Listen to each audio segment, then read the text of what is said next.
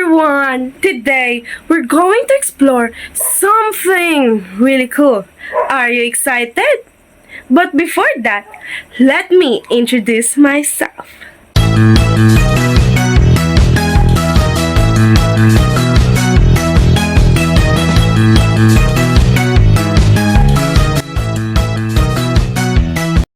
It is 3 uncommon Filipino words. So join me as we dive into the beauty of our language with these unfamiliar words.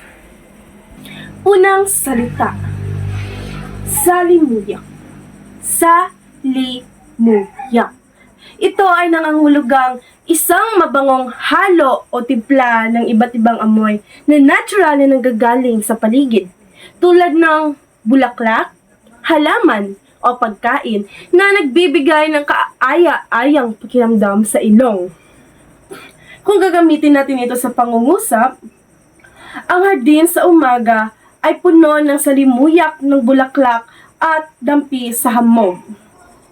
Pangalawang salita, duyog. Duyog. Ito ay nangangahulugang ang sabay-sabay na pagdating o pagdagsa ng maraming tao sa isang lugar. At kung gagamitin naman natin ito sa pangungusap, dumuyog ang mga bisita sa plaza para sa piyesta.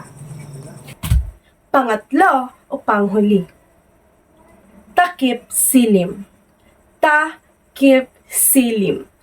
Ito ay nangangahulugang oras ng paglubog ng araw, pagitan ng hapon at gabi. At kung gagamitin naman natin ito sa pangungusap, maganda ang tanawin tuwing takip silim.